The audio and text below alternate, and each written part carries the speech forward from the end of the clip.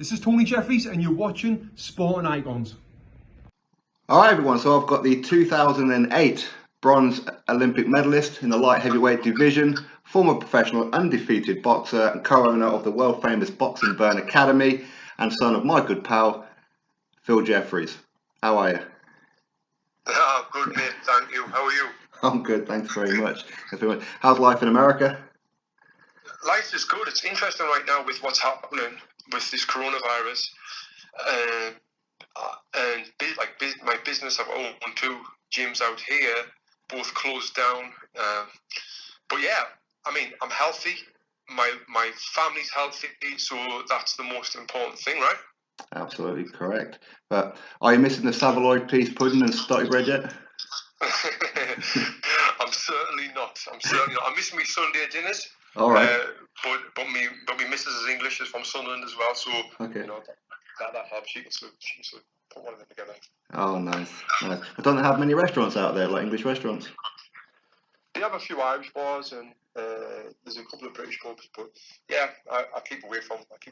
I'm trying to be a California now and eat good and eat healthy and organic and clean and grass fed and all that sort of stuff right now.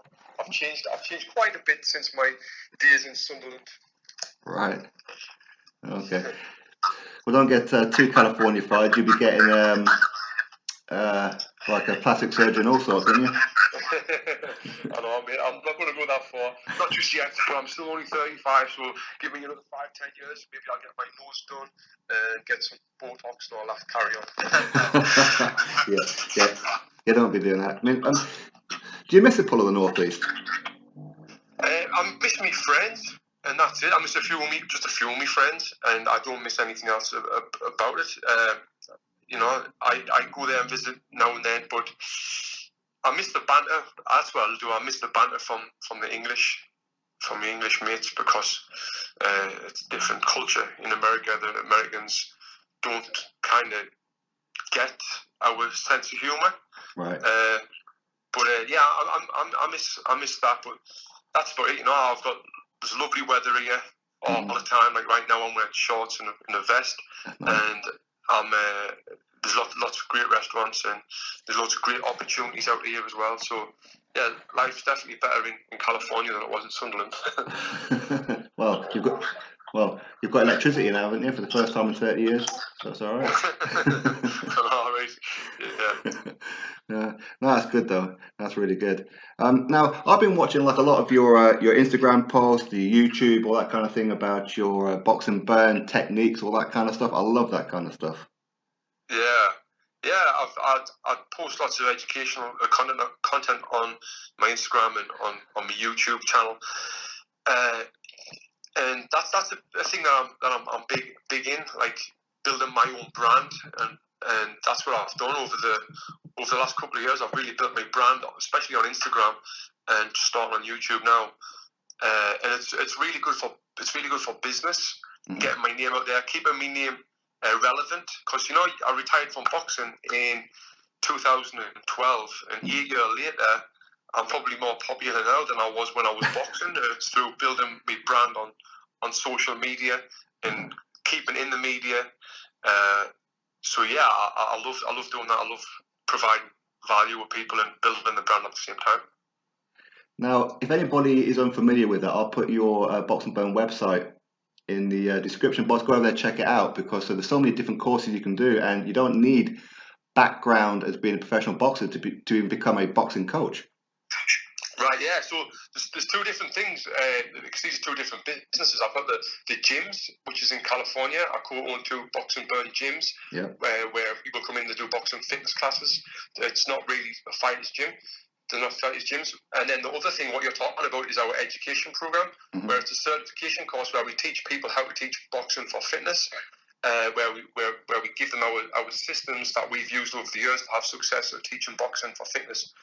Because boxing is very popular now, like the fight game, but as well, boxing for fitness is probably the biggest trend in the fitness world right now. And the only problem is not everyone knows how to teach boxing.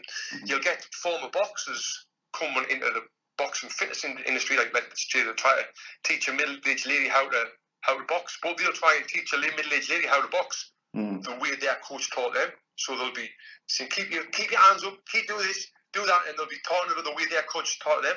Where we can't do that in the fitness industry. You've got to be able to speak and communicate to people different. So that's why there's a lot of boxers out there, former boxers, not having success in teaching boxing for fitness.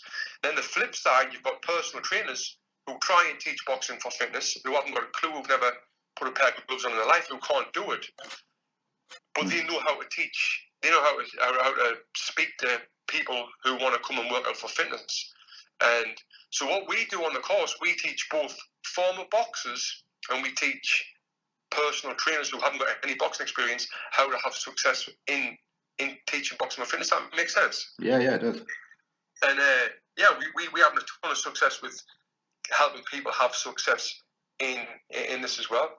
It's funny seeing former boxers try and do boxing for fitness. Now I was the same.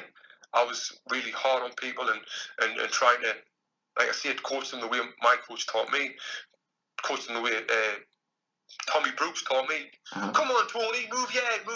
If I say that to a middle-aged lady, she'd be like, this guy's a fucking dick. I'm not working for him anymore. You know? So we help so many people with that. No, I love it though, because just taking some of these courses, which of course you can just do it in your own time, there's no schedule on it, and you can get something out of it in the end. Yeah, we've got the online course, where where people watch videos, they answer to questions on the videos, and then they will submit videos to us. We'll watch them and send them feedback. But yeah, it's going really well, and we helping tons of people. We've certified over 2,000 people now from around the world. We sold out Melbourne, we sold out Sydney last year, Sheffield, all around America, New York. We travel around the world teaching this, and it's going really well. I'm in my dream job now. You know, I got forced to retire from boxing with hand injuries, and that was the best thing that ever happened to us, because now I'm not getting punched in the head anymore. You know, and I'm doing better financially than I was when I was boxing. Yeah. So and life's better. You know, life's better. So, with your gyms, are you looking to expand on all that and bring them over to like the Northeast and around UK and? Yeah, so we're looking to do a licensing program. So rather than someone having to open a full gym, like a franchise where they call a gym Box and Burn, and they've got to rent out the full building, and they've got to buy all their equipment and do all of that stuff. We're doing a licensing program where if you're already an established gym, let's say you might be in the northeast of England, or you might be in North Carolina, or you might be in Melbourne, Australia, we can license out our systems to you, our boxing fitness classes. We can give you the boxing fitness classes, program them for you, give you the education that you need to be able to teach these, give you the equipment that you need, give you everything to take a turnkey boxing fitness class, successful boxing fitness class in your facility. And that's the plan with moving forward with the gyms, you know. So we can have an impact on so many people's lives with boxing.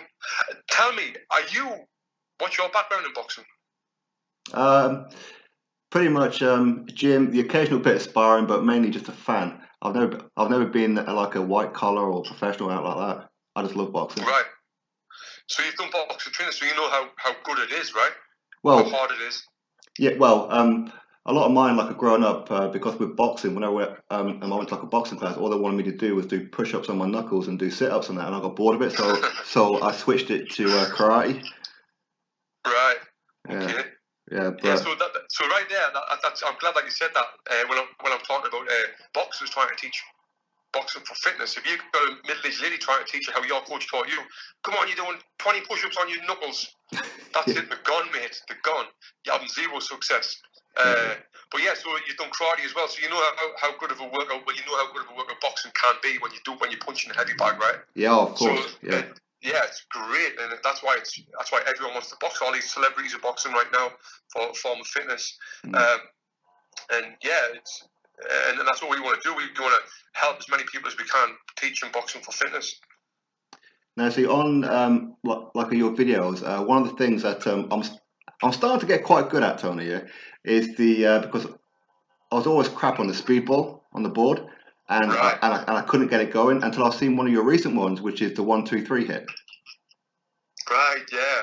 That's so much easier. 1, 2, 3, 1, 2, 3, 1, 2, 3. Yeah. Yeah, and that's what I try and do on the videos, break it down so people like yourself who are struggling with things like that, they can make it easy. And that's why my Instagram is blew up and it's got really big, because all I'm doing there, I'm just giving people value and helping as many people as I can. But then there's a kind of a method behind the madness, because like I say, it's building my brand, but as well it's great for business, because now the following grows. And then when I do put an event on that might be in Sydney, Australia, I've got a ton of followers from there. They want to come and work with me because I've been helping them for so long with the boxing on Instagram or YouTube. And then, it kind of filters down into business as well, giving free stuff away. Just like what you're doing right now. You're doing all of these podcast episodes. You're doing your time, spending your time into doing these. And you're not getting paid, you're not earning money, but when I don't think you are, but when your YouTube channel builds big enough, and then you can start to monetize that, and then you'll start to be able to get business from it, right? Hopefully, it'd be nice. Yeah, it'll be nice. Well, you see, like I film London, they've done the same.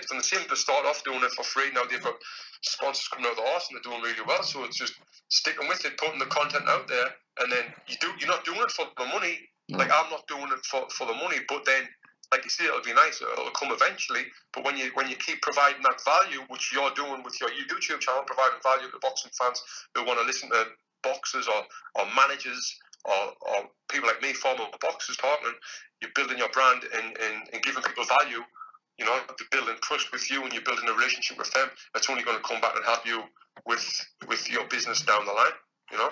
Oh, that's true. I mean, I kind of built it up on like boxing news and all that kind of thing, but my passion has always been, ever since I come back home to the Northeast, was to help promote the Northeast boxers, because they don't get any kind of limelight up here. Yeah, and that's great that you're doing that, because you weren't around when I was boxing in the Northeast, were you? No, I weren't. I was still living down south. So there wasn't much boxing promotion, so it's great that you're doing that, and you putting and giving the boys publicity, because that's a hard thing to do out there.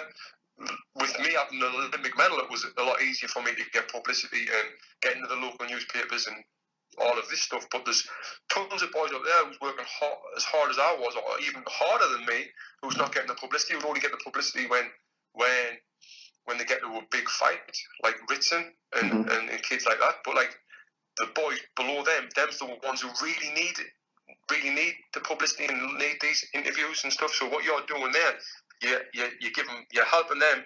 You're not only helping them, but you're helping the boxing fans get to know them better, which helps them sell tickets. Should do.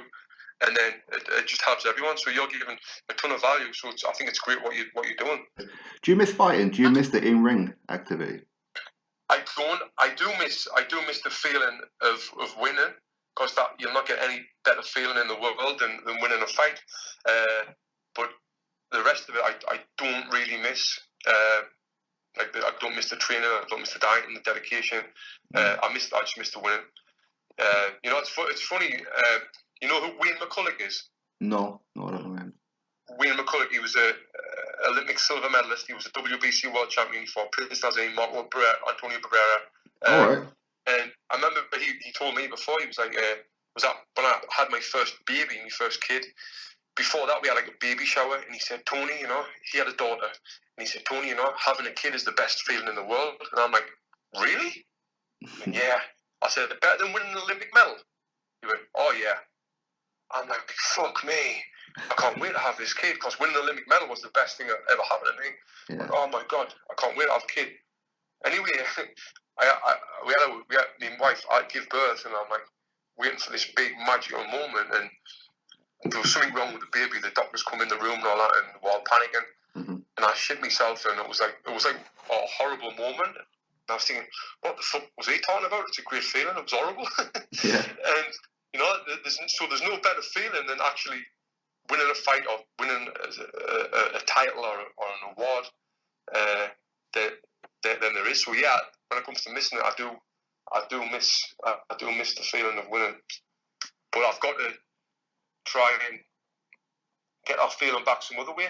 Now with business and some of the other things that I'm doing, like helping people with the course, it's a great feeling. And then like 3 days ago, I did an online workout with Sugar Ray Leonard. I took him through a boxing session. Yeah. That was a great feeling to work with someone like him, you know. Because you've trained not just boxers, but you've helped train Brendan Sharp in that as well, haven't you? And I trained Brendan Sharp. I was his head coach for his last 3 fights in the UFC. And he's a good friend of mine now. He's someone who's done really well after boxing. After fighting. Yeah. He retired. He went into podcasting and stand-up comedy, and now he's absolutely killing it. Yeah. Still a very good friend of mine. And then I've trained other high-profile people as well. Yeah, Robert Williams. Yeah, that's a good feeling. With Robert Williams, because he's like a real good friend of yours, isn't he? Which you train him. Is he serious when he's saying that he wants a charity fight with like Liam Gallagher? Yeah, he was serious. He really wanted to fight. He really wanted to fight Liam. He put it out there. There wasn't much come back from Liam's end, or nothing come back. But then that's it now. I think Robbie's moved on now. He's from wanting to fight him. But I wish that happened. It would have been good because Liam Gallagher's supposedly hard case, but Robbie can punch like really hard as well. So I think Robbie would have chinned him. I really do. Yeah, and that would have ended like a 20-year rivalry, wouldn't it? I know. Yeah, it would have. Unless I had a rematch. Yeah. That's it. Well, how's your hands now? Because it was your hands that you're having issues that ended your career. How's your hands now? My hands are, I still can't make proper fists, and when I punch, I've got to punch differently because it's my forefinger knuckle that's swelled up. So when you see me punching the bags on Instagram and on YouTube, yeah. I'm kind of slapping a little bit. It's hard to tell, but I'm not punching the way I should. But yeah, I mean, they're good for everyday life. I can do everything. Both hands is the same, but I can do everything. But when I do a little boxing session, they'll normally swell up after. Or if I do a video on Instagram or YouTube, they'll normally be swelled up a little bit after that. Okay, so that just answered my next question. I was going to ask you, would you do like a one more fight for like charity or something? No, I never would. So I would never get punched in the face ever again. Now I study about the brain and the brain health, and getting punched in the head, it's not good. It's not good. So I wouldn't recommend anyone get punched in the head. I wouldn't recommend if you're not fighting. I wouldn't recommend anyone to ever spar and get punched in the head because the damage is ridiculous. How much you can damage you. So I've never been punched in, but I've never sparred for like 4 years now. Okay. I've been punched in the head a couple of times doing shoulder and body sparring when one slipped up and punched in the face. But yeah, I'm totally against that now. So I would never fight. I would probably, for me to have a fight again, it would probably cost £1 million. I wouldn't, not anything less than £1 million. I wouldn't have a fight. Yeah, and at the Stadium of Light, yeah. Tell the truth. And put it on at the Stadium of Light. Yeah, get on the Stadium Light. That would be nice. I was always dreaming to fight there. And it's funny, when I was back home in Sunderland in October, I was in November. I've still got a great relationship with the people at the Stadium Light. They let me do a training session. I don't know if you've ever seen that video. I put it on my YouTube where I'm like, here it is. I've got my hood up. Right. The moment I go in for the fight at the Stadium Light, and I walk out onto the ground, I look up and there's just no one there. I was like, oh, fuck. So I made a fun video of that. But yeah, I always wanted to fight there. And well, you signed your contract in there, didn't you? I signed my contract there with Dennis Hobson, the first one, but that contract fell through, actually, and then I went with Frank Maloney after that. Yeah, that's it. Well, I mean, your story is a very interesting one, and it's inspiring for a lot of people, especially up here in the Northeast, that in truth, you're just a lad from a working class background who made well from Sunderland. Yeah, I know. It's been even now I've got to pinch myself and think, wow, look where I am. I'm in California, living in the palm trees in the sun, and thinking where I come from. I left school with no qualifications. To being where I am now, it really is mad. You know, the Northeast, even though I said at the beginning about I don't miss it, but it'll always be my home. The Northeast will always be my home, and it's great that I can inspire young lads up and coming to do more, and if it's boxers to help them, and that's what I say. I like to do help them, and if they can start posting more on the social media, that's the first step they can take in doing it. But yeah, it's been a crazy journey, and I've got to thank my dad for it. And my dad was the one who he forced us to go to boxing. I don't know if you know this, but like when I was 12, I wanted to stop boxing. I wanted to play outside with my mates and get up no good and be a little shit around the northeast of England. And my dad was like, "You're not. You're going to the gym." And I was like, "I'm not going to the gym." He went, "Well, all right, you don't go to the gym, don't go boxing. You stop in your bedroom and you're not going out ever again." "Dad, I want to go out." "No, you're not going out." And he basically dragged us to the gym. He knows that I really didn't like boxing. I wanted to quit so many times, and if it wasn't for him, I would have quit a long time ago. I would never have done what I've done. And he used to always say, "You'll thank us one day. You'll thank us one day." And I was like, I'll not like. But then, one day after the Olympics, I thanked him. Yeah. Well, your dad said to me once, he says, I think it was on the first time that I did a podcast with him, he says to me that it's your fault that he got into boxing, and it's Neil Fallon's job that he can't get out of it. Right.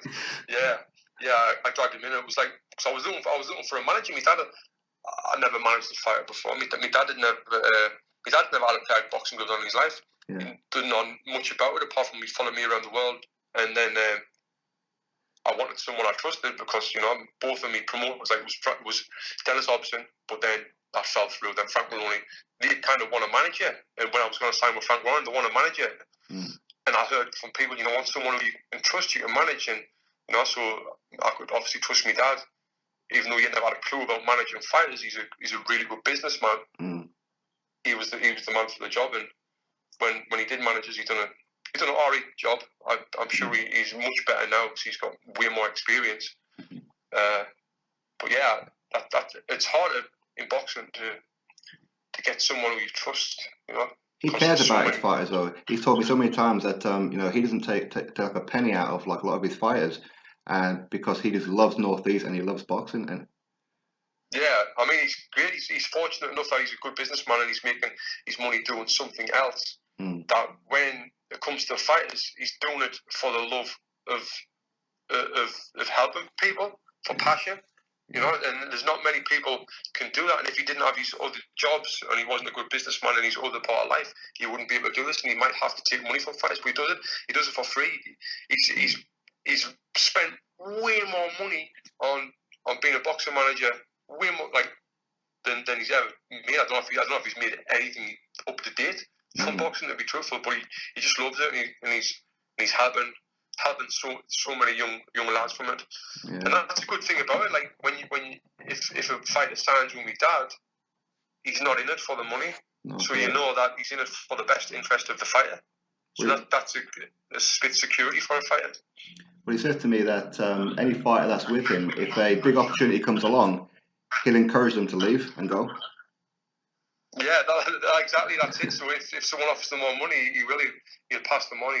His job's done. He gets his fighters up there, and his job's done.